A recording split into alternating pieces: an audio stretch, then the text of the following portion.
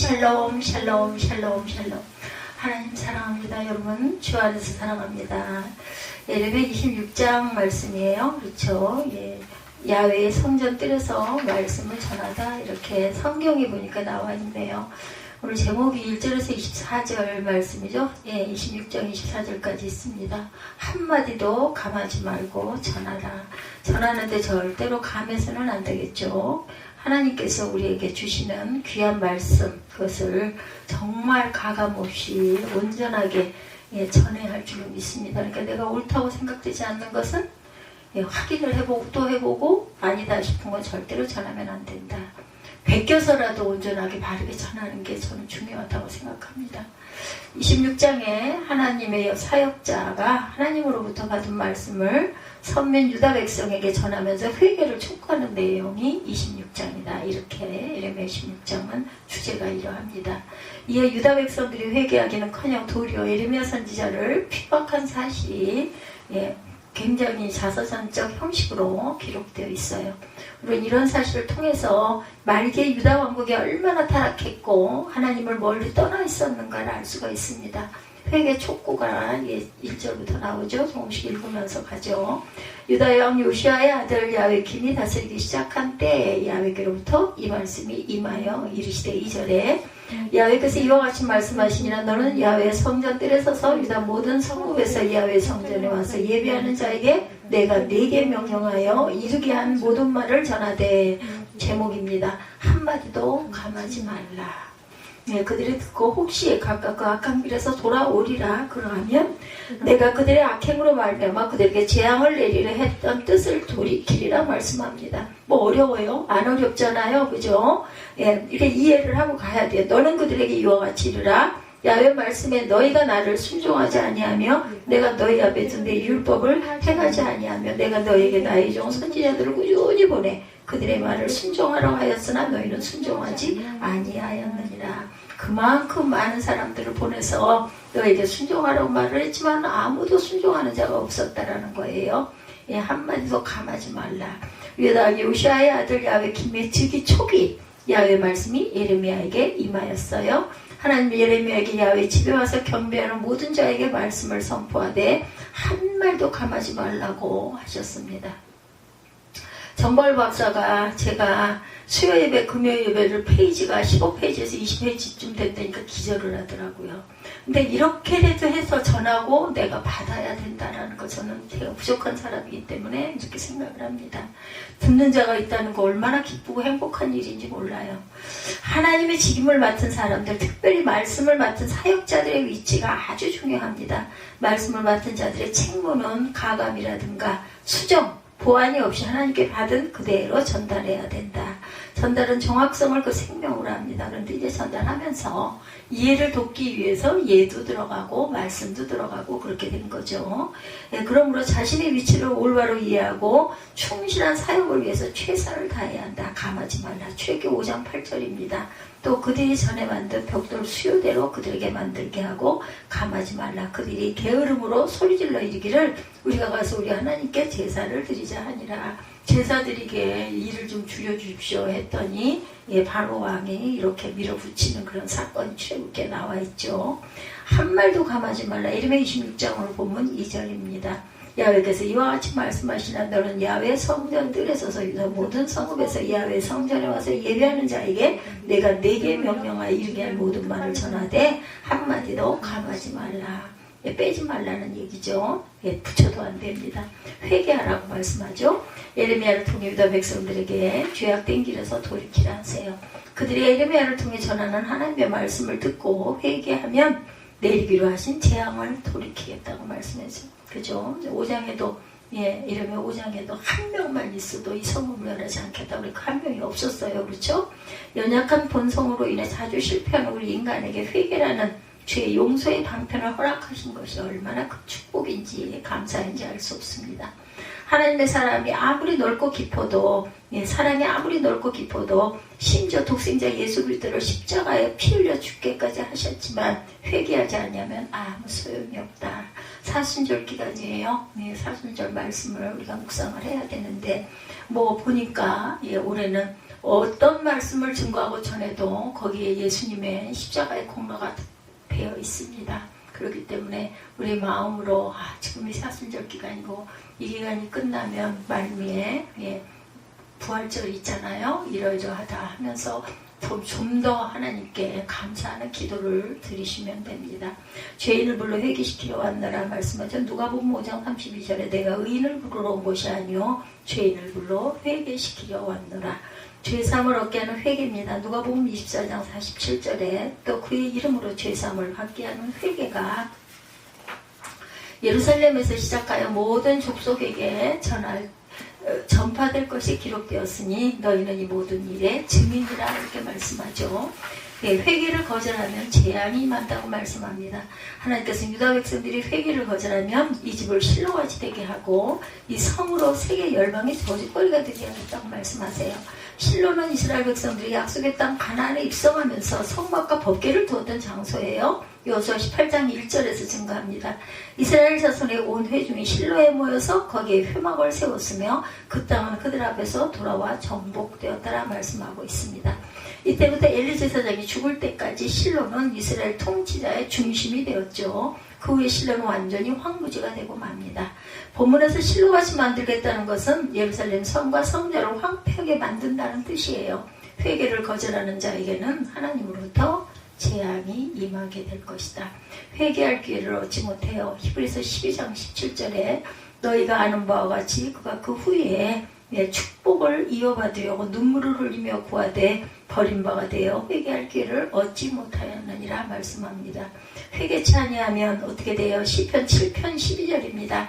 그러므로 이스라엘 자손들이 그들의 원수 앞에 능히 맞서지 못하고 그 앞에서 돌아섰나니 이는 그들도 온전히 바친 것이 됨이라. 그 온전히 바친 물건을 너희 중에서 멸하지 아니하면 내가 다시는 너희와 함께 있지 아니하리라.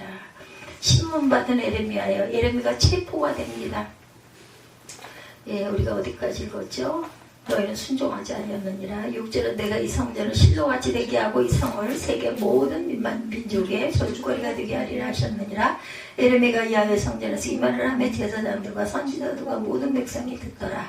에레미야가 야훼께서 명령하신 말씀은 모든 백성에게 전하기를 마침에 제사장들과 선지자들과 모든 백성이 그를 붙잡고 이르되 내가 반드시 죽어야 하리라. 어찌하여 내가 야훼 이름을 의지하고 예언하여 이르기를 이 성전이 실로같이 되겠고 황폐하게 되겠다고 말하죠. 주민이 없으리라 하느냐 하며 그 모든 백성이 야훼 성전에서 에레미야를 향하여 모여드니라. 10절입니다.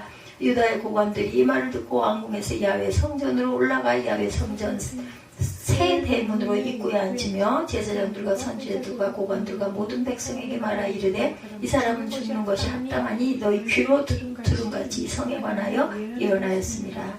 에레미야가 모든 고관과 백성에게 말하 이르되 여호와께서 나를 보내사 너희가 들은 바 모든 말로 이 성전과 이 성을 향하여 예언하게 하셨느니라. 그런즉 너희는 너희 길과 행위를 고치고 너희 하나님 야훼의 목소리를 청종하라. 그리하면 야훼께서 너희에게 선언하신 재앙에 대하여 뜻을 돌이키시리라.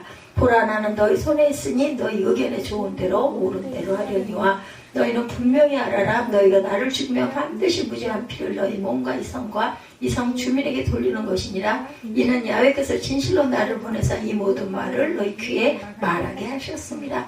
고관들과 모든 백성이 제사장들과 선지자들에게 이르되 이 사람이 우리 하나님 야훼 이름으로 우리에게 말하였으니 죽일 만한 이유가 없다. 이렇게 16절에 말씀하고 있어요. 회개를 거절하면 재앙이 임할 것이다. 하나님께서는 유다 백성들이 회개를 거절하면 이 집을 실로같이 되게 하겠고 이 성으로 세계 열방의 저주거리가 되게 하겠다. 이렇게 말씀하셨습니다. 실로는 이스라엘 백성들이 약속의 땅 가나안에 입성하면서 성막과 법궤를 두었던 장소죠. 이때부터 엘리 제사장이 죽을 때까지 실로는 이스라엘 통치자의 중심지가 되었어요. 그 후 실로는 황무지가 됐다고 말씀했어요. 그죠? 회개치 아니하면 어떻게 된다고요? 그러므로 이스라엘 자손들이 그들의 원수 앞에 능히 맞서지 못하고 그 앞에서 돌아섰다니 이는 그들로 온전히 바친 것이 됨이라. 온전히 바친 물건을 너희 중에서 멸하지 아니하면 내가 다시는 너희와 함께 있지 아니하리라 말씀합니다. 신문받은 에레미야예요. 에레미야가 체포됐어요. 그렇죠? 에레미야 선지자의 말을 들은 제사장들과 선지자들 그리고 모든 백성이 그를 체포합니다. 자신들의 생각과는 달리 에레미야가 예루살렘 성과 성전을 저주하는 말을 했기 때문이죠. 그들은 에레미야를 체포하여 죽이려고까지 합니다. 그리스도께서 십자가의 고난을 몸소 당하시고 다시 살아나셨기에 그를 믿고 따르는 제자인 우리 또한 그와 같은 고난을 이 세상에서 겪으며 살아가야 한다라는 거. 예, 사람의 손에 붙이셔요. 사람의 손에 붙이셨다. 출애굽기 21장 13절에 만일 사람이 고의적으로 한 것이 아니라 나 하나님이 사람을 그의 손에 넘긴 것이면 내가 그를 위하여 한 곳을 정하리니 그 사람이 그리로 도망할 것이며. 한 곳을 정해놓은 게 어디예요? 도피섬이죠. 외국인의 손에 붙였어요. 에스겔 11장 9절에 너희는 그 성읍 가운데에 끌어내어 타국인의 손에 넘겨 너희에게 벌을 내리리니 너희가 칼에 엎드러질 것이라. 내가 이스라엘 변경에서 너희를 심판하리니 너희는 내가 야훼인 줄 알리라. 신문하는 사람들입니다. 유다 반백들은 에레미야를 죽이려는 사건을 재판하기 위해서 성전의 동쪽 문 어귀에 모입니다. 당신은 국사법에 관한 재판의 권한이 반백들에게 있었던 것이죠. 예, 유다 반백들이 모이자 제사장들과 선지자들이 반백들과 모든 백성 앞에서 에레미야를 죽이는 것이 합당하다 이렇게 정죄합니다. 절차에 따라 유다 백성들은 하나님의 선지자인 에레미야를 신문합니다.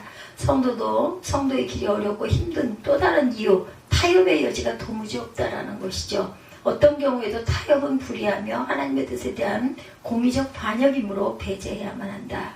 그가 곤욕과 신문을 당해요. 이사야 53장 8절에 그는 곤욕과 신문을 당하고 끌려갔으나 그 세대 중에 누가 생각하기를 그가 살아있는 자들의 땅에서 끊어짐을 마땅히 형벌받을 내 백성의 허물 때문이라 하였으리요 말씀합니다. 왕이 그를 신문합니다. 이레미야 39장 5절에도 갈대아에 있는 군대가 그들을 따라 여리고 평원에서 시드기야에게 미쳐 그를 잡아 데리고 하마 땅 리블라에 있는 바벨론의 느부갓네살 왕에게로 올라가매 왕이 그를 신문하였더라 이렇게 나오죠. 예레미야가 변명합니다. 예레미야는 거짓 선지자들의 고소에 대해 자신이 말을 한 것을 하나님께서 보내셨기 때문이고 그분의 명령에 순종한 것뿐이다 이렇게 대답을 합니다. 요새 예레미야는 선지자로서 확고한 소명의식을 밝히고 있어요. 그는 장차 예루살렘이 멸망할 것이다 하고 밝힙니다.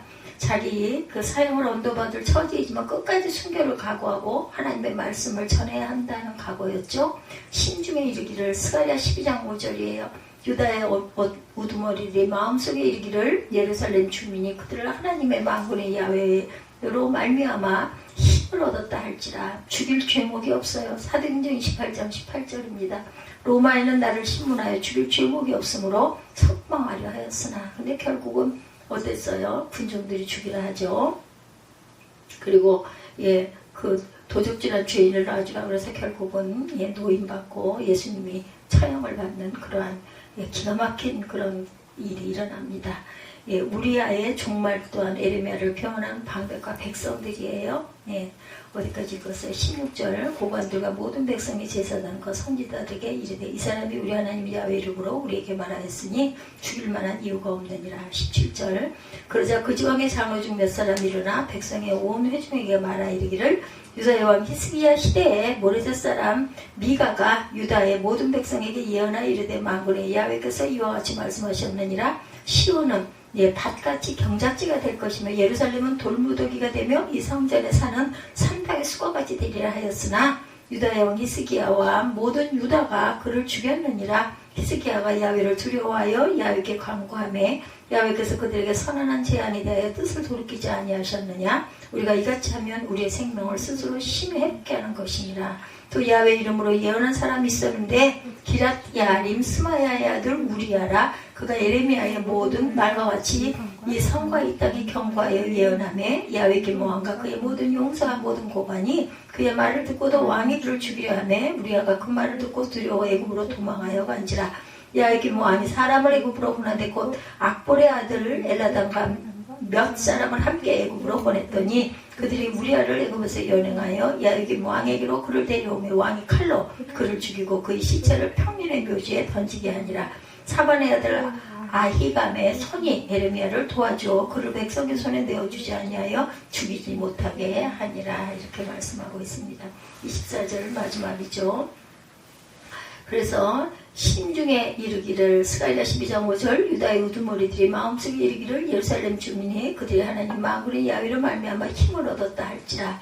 예, 죽일 죄목이 없어요. 사도행전 28장 18절 로마인은 나를 신문하여 죽일 죄목이 없으므로 석방하려 하였으나 이렇게 말씀하고 있죠. 예레미야를 변호하는 방백과 백성들입니다. 우리아의 종말에 대해서 방백들과 백성들은 제사장들과 거짓 선지자들과는 달리 하나님의 이름을 의탁하여 말한 예레미야 선지자를 죽일 수 없다. 죽일 죄목이 없다. 이렇게 변호합니다. 그 중에 장로들은 과거의 예를 들어 선지자를 죽이는 일이 부당하다. 예, 타락한 종교 지도자들의 편견과 불공평함이 정치가들과 민중의 판단에도 미치지 못함은 주목할 만한 일입니다. 하나님은 자신의 일을 하는 사역자들에게 환경을 통해 필요한 모든 것을 공급해 주신다.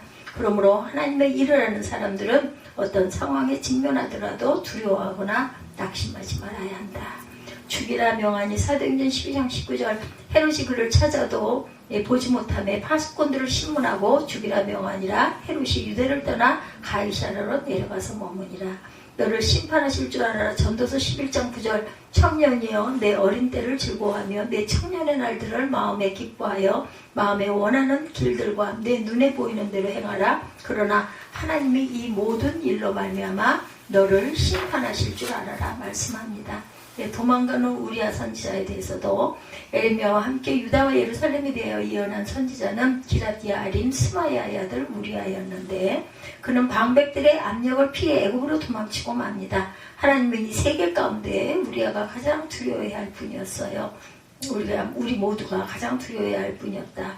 사람은 몸을 죽일 수는 있어도 영혼은 죽이지 못해요. 그렇죠? 그러므로 선지자가 핍박을 두려워하며 도피한다는 것은 올바른 처세가 아닌 것이다.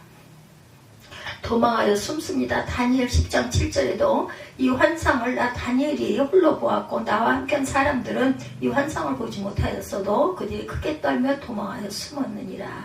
무서운 일이 일어난 거죠. 그걸 느끼는 거죠. 베색이 도망합니다. 사사기 1장 6절 아도니 베색이 도망하는지라 그를 쫓아와서 잡아 그의 엄지손가락과 엄지발가락을 자르는 일이 있었어요.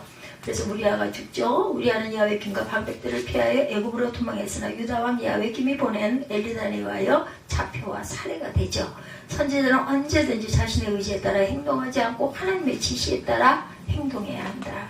예, 경건이란 자신의 의지를 전적으로 하나님께 복종시켜 하나님의 뜻에 따라서 사는 것을 말하죠. 성경 및 신학에 박식한 사람일지라도 하나님의 뜻보다 자신의 생각을 앞세우고 하나님의 말씀보다 자신의 의지에 따라서 행동하는 것 절대로 그렇게 해서는 안 된다. 우리는 어떠한 처지에 있더라도 하나님의 뜻을 쫓아 행해야 한다는 것. 예, 붙들리면 수치를 당하여 예레미야 2장 26절에 도둑이 붙들리면 수치를 당한 같이 이스라엘 집 곧 그들의 왕들과 지도자들과 제사장들과 선지자들의 수치를 당하느니라. 죽음을 당하리라. 사사기 6장 13절입니다. 기드온이 그에게 대답하되 오 나의 주여 야훼께서 우리와 함께 계시면 어찌하여 이 모든 일이 우리에게 일어났나이까. 또 우리 조상들이 일찍이 우리에게 이르기를 야훼께서 우리를 애굽에서 올라오게 하신 것이 아니냐 한 그 모든 이적이 어디 있나이까. 이제 야훼께서 우리를 버리사 미디안의 손에 우리를 넘겨주셨나이다 하니 이렇게 나옵니다. 그래서 오늘 예레미야 26장 결론입니다. 유다 백성들에게 살 길을 제시하는 예레미야 선지자가 도리어 고난을 받게 되는 사건을 통해서 우리는 인간의 완악한 모습을 보게 되죠. 예수님 당시에도 많은 사람들이 그분의 말씀을 들었고 기적을 체험했음에도 불구하고 진정으로 그리스도를 영접한 사람은 아주 소수였다. 따라서 우리에게 강팍한 부분이 있으면 즉시 제거할 줄 알아야 됩니다. 그 고집을 부려서는 안 돼요. 그렇죠? 26장 1절에서 24절 한마디도 감하지 말고 모두 전하라 말씀하시죠. 하나님이 칼빈은 성경이 가는 데까지 가고 성경이 멈추는 데서 멈춰야 한다 이런 말을 했어요. 사도 요한도 말하기를 내가 이 두루마리의 예언의 말씀을 듣는 모든 사람에게 증언하노니 만일 누구든지 이것들 외에 전하면 하나님이 이 두루마리에 기록된 재앙들을 그에게 더하실 것이요 만일 누구든지 두루마리 예언의 말씀에서 제하여 버리면 하나님이 이 두루마리에 기록된 생명나무와 및 거룩한 성의 참여함을 제하여 버리시리라. 계시록 22장 18, 9절입니다. 하나님의 말씀에 대해서 전해서도 더해서 전해도 안 되지만 전해야 할 말씀을 전하지 않아도 안 돼요. 잘 전해야 합니다. 온전하게 바르게 전해. 읽어도 상관없어요. 내가 다 못 외우면 줄거리를 쭉 그냥 안 보고 막 하면 얼마나 와 하겠죠. 그것도 어떻게 보면 교만입니다. 와 하는 거 보고 싶어서 그렇게 할 일은 아니에요. 은사를 주셔서 그냥 줄줄줄 할 수 있게 하면 어우 대단한 분이다 이렇게 생각은 할 수 있겠지만 뭐 읽으면 어떻고 보고 전하면 어떻겠습니까? 온전하게 전하는 게 중요하다고 생각합니다. 말씀을 더하고 빼는 것이 말씀을 전하는 자에게 얼마나 무서운 결과를 가져오는지 말씀에 있죠. 깊이 우리는 깨달아야 되고 온전하게 바르게 전해야 한다. 에레미야 선지자는 하나님 말씀을 가감하지 않고 전할 때 자신에게 찾아오는 아픔과 어려움이 어떤 것일지 잘 알고 있었어요. 그러나 예수님도 마찬가지셨죠.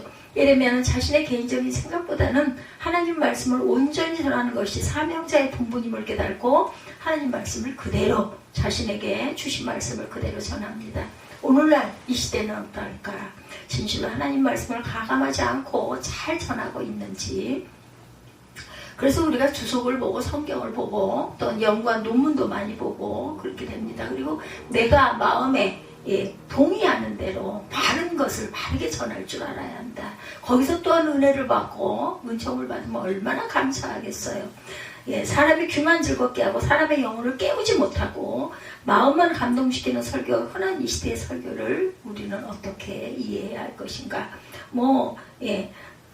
마음만 감동시키면 감동이 됐으면 어떻게 해요? 와 내가 이거 잘못된 거구나 깨달았으면 바꾸면 됩니다. 고치면 돼요. 회개하면 돼요. 그렇게 하고 다시는 그렇게 하지 않으면 되는 거죠. 한 번 해서 다 못해. 또 해. 그럴 수 있어요. 그러면 또 다시 아유 잘못된 거지. 우리가 깨달는 게 굉장히 중요하고 받아들일 줄 아는 것이 굉장히 중요하죠. 하나님 말씀을 가감하지 말고 전해야 하고 가감하지 말고 순종하는 저와 여러분들이 되어야 한다라는 거.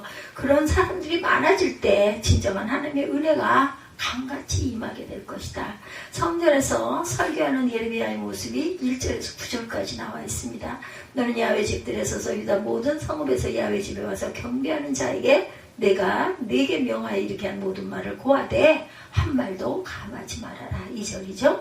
예레미야 선지자의 성전 설교는 예레미야 7장에 또한 있었어요. 그때는 성전문 입구에서 예언했는데 7장 2절에 무너진 성전 위에 세워진 신앙, 보면 26장은 성전 뜰에 들어가서 예언하고 있다. 차이가 있어요. 그죠?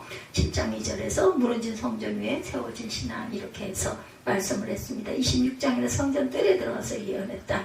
성전 설교를 할 때가 야훼 김 초기였던 BC 608년으로 볼 때 남유다가 멸망받기 전 약 22년 전임을 알 수가 있습니다. 남유다가 진실로 선지자의 말을 듣고 회개할 수 있는 기간이 얼마든지 있었다는 거. 22년 전이었으니까 그때 회개했더라면 망하지 않았겠죠. 2절에 보면 하나님의 말씀은 성전에 모인 자에게만 주어진 말씀이 아니라 남유다 백성 전체에게 주어진 말씀이라는 거예요. 다시 또 돌아가 보죠. 이어가신 말, 너는 야훼 성전 뜰에 서서 유다 모든 성읍에서 야훼 성전에 와서 예배하는 자에게 내가 네게 명령하여 이르게 한 모든 말을 전하되 한마디도 감하지 말라. 이렇게 말씀하고 있습니다. 이것은 남유다의 장래가 예루살렘 문명에 관한 말씀이었어요. 장래와 예루살렘 문명에 관한 말씀. 그러므로 너무나도 중요한 말씀. 그랬기 때문에 하나님은 단 한마디도 더하거나 빼지 말고 그대로 선포해라 말씀하는 거죠. 26장 2절에 나 야훼가 이같이 누라 너는 야훼 집들에 서서 유다 모든 성읍에서 야훼의 집에 와서 경배하는 자에게 예배하는 자들이죠. 내가 네게 명하여 이르게 한 모든 말을 고하되 한 말도 감하지 말라. 감하지 말라는 말씀의 내용은 뭐예요? 이 3절에서 6절에 보면 그들이 듣고 혹시 각각 그 악한 길에서 떠나리라. 그리하면 내가 그들의 악행으로 인하여 재앙을 그들에게 내리라 하던 뜻을 내가 돌이키리라. 너는 그들에게 이르기를 야훼 말씀에 너희가 나를 청종치 아니하며 내가 너희 앞에 둔 내 법을 행하지 아니하며 내가 너에게 보내고 부지런히 보낸 나의 종 선지자들의 말을 이미 듣지 아니하였거니와 너희가 만일 다시 듣지 아니하면 내가 이 집을 실로같이 되게 하고 폐허가 되게 하고 이 성으로 세계 열방의 저주거리가 되게 하리라 하셨다. 이렇게까지 말씀하셨어요. 하나님 말씀에 순종하지 않고 선지자들을 오래 순종케 하려고 했지만 선지자들을 배척했다. 그렇게 악함을 보였지만 지금이라도 회개하고 돌아온다면 너에게 내리라던 재앙을 내리지 아니하시겠다라는 뜻입니다. 이 말씀이 남유다 멸망하기 전 22년 전에 했다는 사실을 우리가 알아야 합니다. 그러나 그들은 22년 동안 절대로 하나님께 돌아오지 않았다. 예, 만약 돌아오지 아니하면 실로처럼 세계 민족의 놀림거리가 되게 할 것이라 하였지만 회개하고 하나님께 돌아오지 아니하였다는 것. 6절에 내가 이 성전을 실로같이 되게 하고 이 성을 세계 모든 민족의 소유거리가 되게 하리라. 실로처럼 된다는 게 뭐예요? 이스라엘 백성들이 가나안 땅에 들어와서 처음에 법궤를 모셔둔 곳이 실로입니다. 가나안 그 입성 초기에 예배 중심지였다. 그러나 주전 1050년에 블레셋과의 전쟁에서 패배한 후에 법궤를 빼앗기고 실로가 파괴가 됩니다. 그로부터 실로는 예레미야 당시에도 폐허로 변해 있었어요. 남유다 백성들이 회개하고 하나님께 돌아오지 아니할 때 그들이 그렇게 자랑하는 웅장한 예루살렘 성전이 자신들의 눈앞에 폐허로 변한 실로처럼 될 것이라는 것이었어요. 알면서도 그런 게 어딨어. 아니면은 뭐 콧방귀를 꼈겠죠. 7절에 예레미야 선지자의 말을 제사장들과 선지자들과 모든 백성들이 들었다 이렇게 나오죠. 그러나 하나님의 말씀을 듣고 난 그들의 반응, 회개하는 모습이 아니라 예레미야 선지자를 죽이려고 했다는 거예요. 심지어는 8절에 제사장들과 선지자들과 모든 백성이 예레미야를 붙잡고 말하기를 내가 반드시 죽어야 하리라 말합니다. 모세 율법에 의하면 야훼 이름으로 거짓 예언하는 것은 사형에 해당하는 죄목이에요. 신명기 18장 20절에 증거합니다.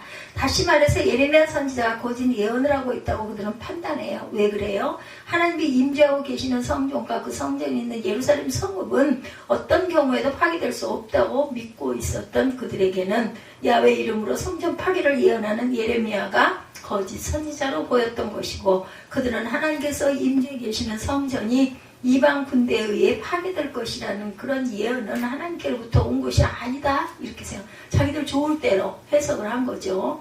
9절에 어찌하여 내가 야훼 이름을 의지하고 예언하여 이르기를 이 성전이 실로같이 되겠고 이 성이 황폐하여 주민이 없으리라 하느냐.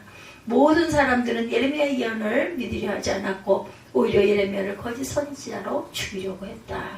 영적 귀가 먹고 아무리 하늘의 소리를 들려줘도 깨닫지 못해요. 예, 그렇다면 예레미야 시대와 다를 바가 없는 오늘날의 시대가 아니겠는가. 아무리 마지막 때라 해도 사람들은 믿으려 하지 않습니다. 세상 종말이 가까이 오고 있고 예수님이 곧 오실 것이라고 해도 믿으려 하지 않아요. 예, 창세 이래로 찾아볼 수 없는 무서운 환란이 온다고 해도 전혀 두려워하지 않고 준비하지도 않고 있다는 것. 오히려 말씀을 가감하는 이단들의 종말론에서 미혹되어도 다르게 가르치는 종말론은 믿지 않고 외면하는 시대가 되어가고 있다. 즉 이단이 엄청나게 부하죠. 엄청난 그러한 규모로 번성해 가고 있습니다. 이제 머지않아 예레미야 선지자들처럼 바른 말씀을 전하는 주의 종들은 핍박을 당하고 죽임을 당하는 날들이 올 것이다. 예수님이 계시록에서 7교회에 동일하게 하시는 말씀이 있는데 귀 있는 자는 성령이 교회들에게 하시는 말씀을 들을지어다 하셨어요. 영적 귀 있는 자들이 되시기를 주님의 이름으로 축복합니다. 영적 귀를 가지려면 어떻게 해야겠는가? 다른 방법이 없어요. 자신의 죄를 철저히 회개하는 길밖에 없죠. 예, 죄가 나의 영적 귀를 막고 죄가 나의 영적 눈을 소경으로 만들고 있다는 것을 우리가 깨달아야 한다. 하나님은 남유다에게 3절에서 그 악한 길에서 돌아오라고 하신 것은 자신들의 죄를 회개하고 하나님께 돌아오라고 하는 거예요. 예, 이사야 59장 2절입니다. 오직 너희 죄악이 너희와 너희 하나님 사이를 갈라놓았고 너희 죄가 그의 얼굴을 가려서 너희에게서 듣지 않으시게 함이니라. 날마다 회개하는 심령을 가지고 하나님 앞에 나오는 저와 여러분들이 되셔야 할 줄 믿습니다. 오늘날 이 시대의 무서운 것은 날마다 더 강팍해져가는 인간의 심령, 자신들의 죄 앞에 너무나 뻔뻔해져 가고 있는 이 시대의 모습이다. 뭐 다들 그런데 뭐 나만 뭐 유독 뭐 그럴 필요가 뭐가 있어 이렇게 생각하죠. 명백한 죄악을 보면서도 마치 죄가 아닌 것처럼 자행하는 자들, 그냥 뭐 이 정도야 뭐 이렇게 생각하는 거. 하나님 말씀을 주일날 왜 들으러 오는가? 네, 복 받으려고 들으러 온다는 거 잘못된 거죠. 성도들의 축복의 말씀이나 전하는 주의 종들이 있다면 하나님 말씀 가감하고 있는 자라는 사실을 뼛속 깊이 깨달아야 할 것이다. 죄가 만연한 시대예요. 세상은 갈수록 죄악된 세상이 될 것은 불보듯 뻔한 사실이고 죄악의 바벨탑처럼 하늘을 찌를 것이다. 근데 어떻게 복만 외치겠는가? 예, 하나님이 원하시는 것은 죄를 회개하고 거룩한 자들이 되기를 원하신다라는 것. 베드로전서 1장 16절입니다. 내가 거룩하니 너희도 거룩할지어다. 자신 없으면 성경을 읽기만 해도 돼요. 성경 말씀 속에서 깨달아지는 것 갖고도 얼마든지 30-40분 설교할 수 있습니다. 예수 그리스도의 피로 죄사함 받고 거룩해지지 않는다면 어떤 누구도 하나님 앞에 설 수 없다는 것을 명심해야 할 것이다.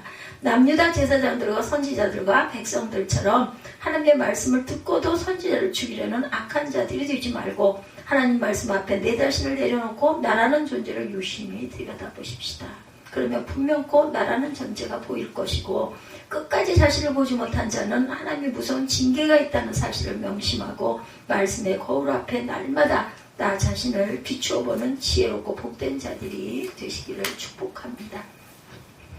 두 번째 법정에선 예레미야죠. 예, 그의 변호가 예레미야 26장 10절에서 15절까지 진행됩니다. 성전에서 소란이 일어나자 남유다의 높은 지도자들이 성전에서 와서 예레미야 선지자를 정식으로 신문을 하게 되죠. 예, 10절에 성전 새 대문의 입구에 앉으며 이렇게 말하고 있습니다. 이것은 공식적인 재판을 했다는 뜻이에요. 재판이 시작되자 제사장들과 선지자들은 예레미야의 죄를 고소합니다. 11절 고소 내용이죠. 제사장들과 선지자들의 고관들과 모든 백성에게 말하 이르되 이 사람은 죽은 것이 합당하니 너희 귀로 들은 같이 이 성에 관하여 예언하였습니다. 제사장들과 선지자들의 고소는 이미 판결까지 자신들이 내리고 고소합니다. 즉 예루살렘 성전이 파괴되리라고 했기 때문에 사형에 해당된다라는 것이죠. 12절에서 15절까지 예레미야 선지자는 자신을 변호하는 말을 하죠. 세 가지로 변호합니다. 12절 첫째, 자신은 하나님께로부터 보내심을 받은 자다 말하죠. 예레미야가 모든 방백과 백성에게 일러 가로되 여호와께서 나를 보내사 너희의 들은 바 모든 말로 이 집과 이 성을 쳐서 예언하게 하셨느니라 말하죠. 다시 말해서 예루살렘 성과 성전이 파괴되리라는 것은 내 생각에서 나온 것이 아니라 하나님께서 직접 주신 말씀이라는 것. 근데 이걸 믿지 않는 거죠. 그들이 곧 자신은 참 선지자고 거짓 선지자가 아니고 자신을 고소하는 너희는 거짓 선지자들이라는 것을 밝히고 있습니다. 23장 16절에도 보면 거짓 선지자들은 자신들의 마음에서 나온 것을 하나님의 입에서 나온 것이라고 하면서 백성들을 미혹해요. 예레미야 선지자 같은 분명한 말을 우리도 할 수 있어야 한다는 것. 여러분은 하나님의 택하심을 받은 자들입니까? 그렇습니다 라고 진실로 고백할 수 있어야 돼요. 저 같은 경우는 아주 부족하고 어리기 때문에 주석에 나와 있는 그대로를 읽으면서 증거하고 전합니다. 부족한 사람이기 때문에 증거하면서 저도 깨닫습니다. 아 그렇구나. 아 그래서 이랬구나. 저는 깨달아가요. 기쁩니다. 감사합니다. 그렇지만 진실로 고백할 수 있는 저와 여러분들 또 회개할 줄 아는 저와 여러분들이 되셔야 합니다. 다시 오실 예수 그리스도를 알리기 위해서 사명을 받은 하나님의 귀한 사명자들 마지막 때를 알리기 위해서 사명을 받았다는 것을 확신하기 때문에 지난 세월 동안 줄기차게 어떤 어려움 속에서도 복음만은 오늘날까지 외치고 가고 있다.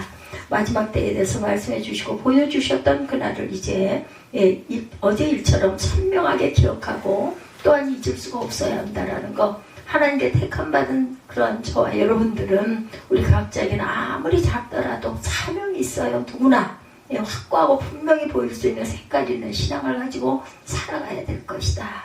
어떤 사람은 섬기는 자로, 어떤 사람은 전하는 자로, 어떤 사람은 봉사하는 일로 다 각자의 직임이 있습니다. 어떤 사람은 교사로, 그렇죠? 하나님이 주신 은사예요. 우리 각자에게 이렇게 아무리 작더라도 사명이 있다.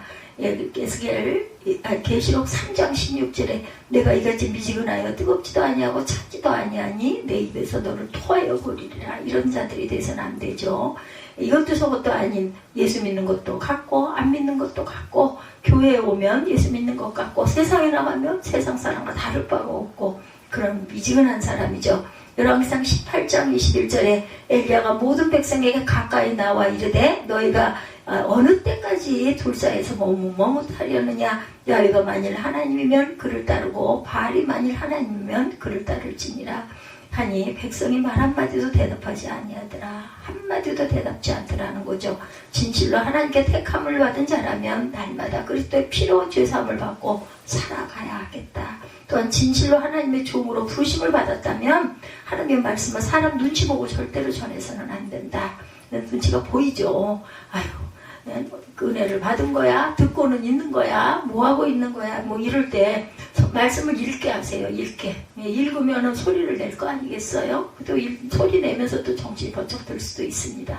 사람들의 마음을 약간 감동이나 시키려는 설교는 이제 그만하고 그들의 영혼을 애통하게 하는 그러한 종들이 돼야 되지 않겠는가. 13절에 둘째로 악한 그들에게 회개를 촉구합니다. 그런즉 너희는 너희 길과 행위를 고치고 너희 하나님 야훼의 목소리를 청종하라. 그리하면 야훼께서 너희에게 선고하신 재앙에 대하여 뜻을 돌이키시리라.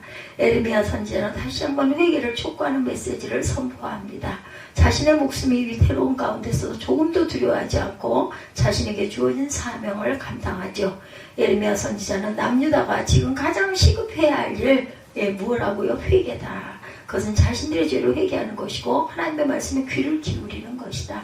그리하면 하나님의 재앙을 돌이키시겠다고 그러세요. 예레미야 예언의 말씀이죠. 그러나 남유다 종교 지도자들과 백성들은 자신들의 죄를 회개도 하지 아니하고 하나님의 말씀에 절대로 귀를 기울이지 않는다.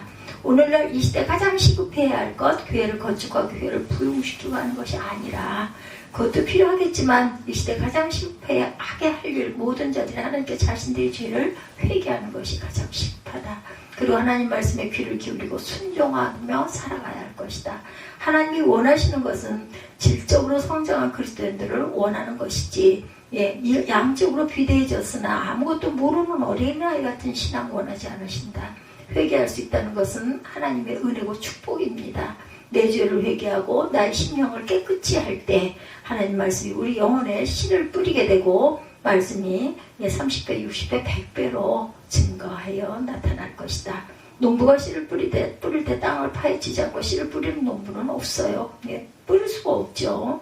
땅을 잘 하나 없고 또한 비료도 넉넉히 주고 그렇죠. 비료가 아니면 그 자연적인 그런 비료들도 많이 주죠.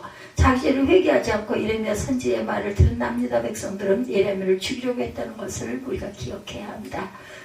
육으로 듣는 사람 하나님의 말씀은 아무런 역사가 일어나지 않습니다. 오히려 더 악해질 수 있다는 것, 그것을 우리가 명심해야 되겠죠.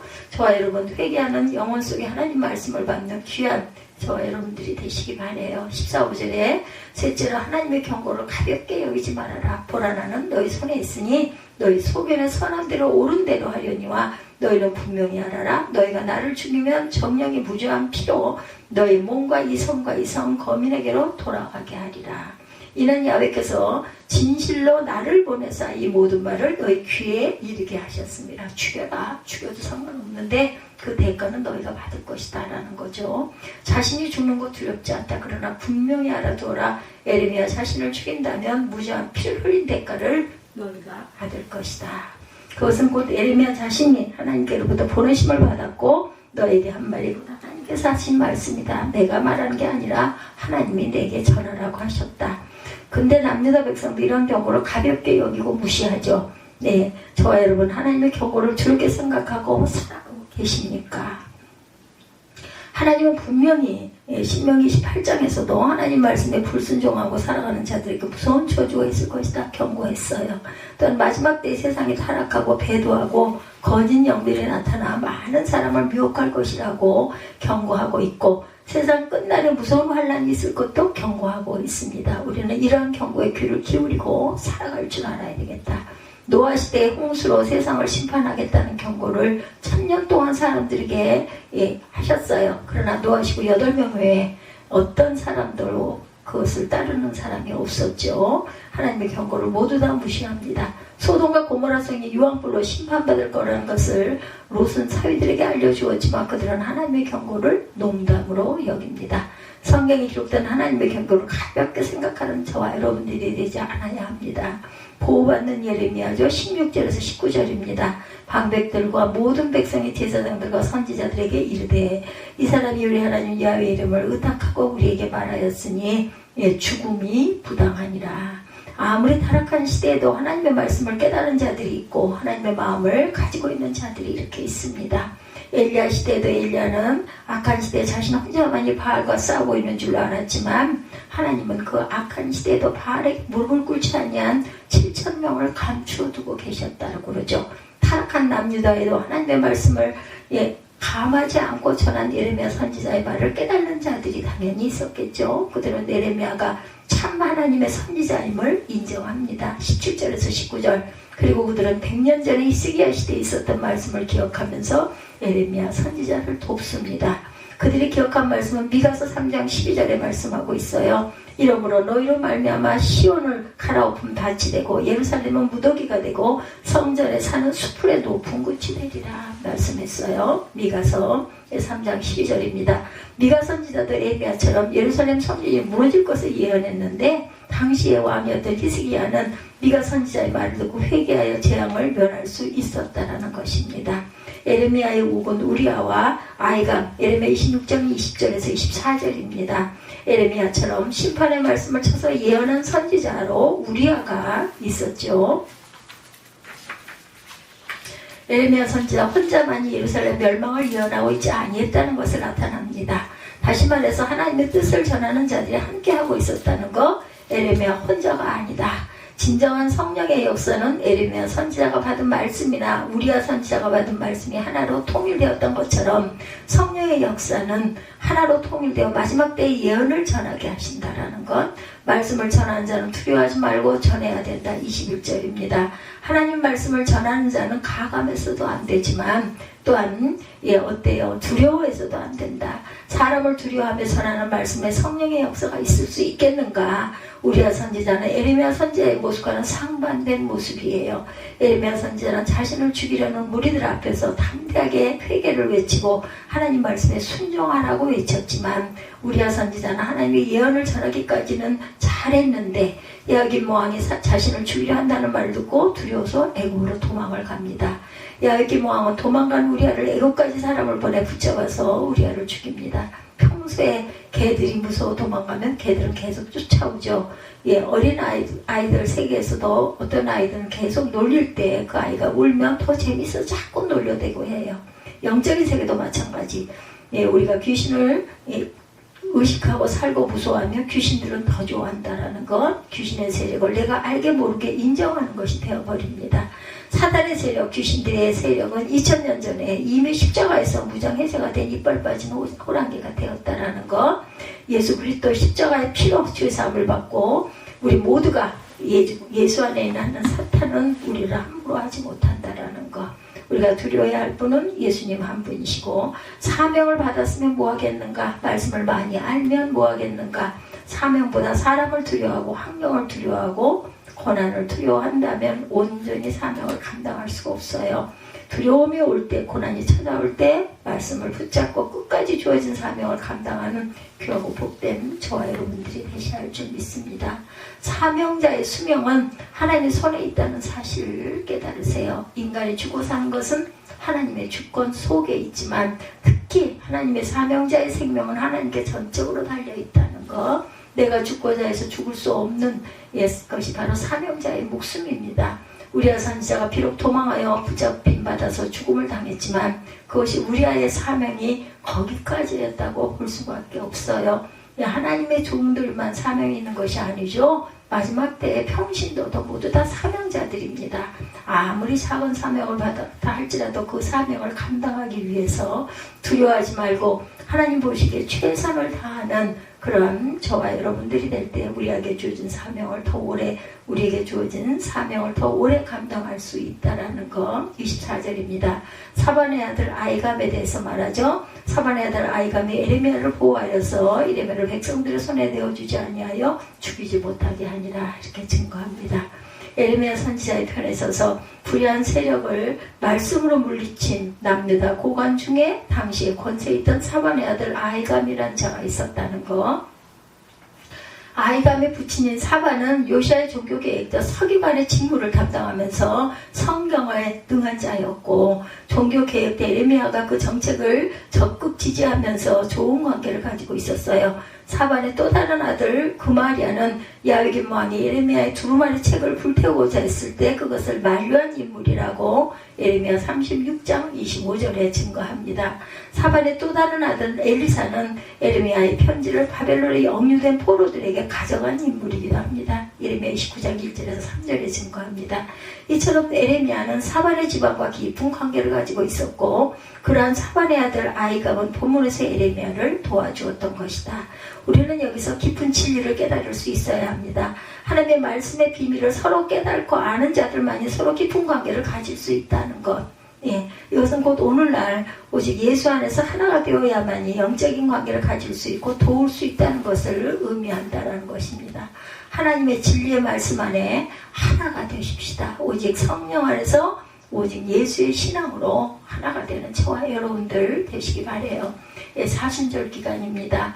요한복음 17장 21절에 아버지와 아버지께서 내 안에 내가 아버지 안에 있는 것 같이 그들도 다 하나가 되어 우리 안에 있게 하사 세상으로 아버지께 나를 보내신 것을 믿게 하옵소서. 신명기 18장 20절입니다. 만일 어떤 선지자가 내가 전하라고 명령하지 아니한 말을 제 마음대로 내 이름으로 전하든지 다른 신들의 이름으로 말하면 그 선지자는 죽임을 당하리라 하셨느니라. 온전한 하나님의 말씀을 가감없이 증거하고 전하고 실천하고 깨달고 변화되는 저와 여러분들이 되시기를 주님의 이름으로 축복합니다. 오늘 예레미야 26장 1절에서 24절 한마디도 감하지 말고 모두 전하고 그것을 받고 회개하고 깨닫고 돌이키는 우리 모두가 되기를 주님의 이름으로 축복합니다.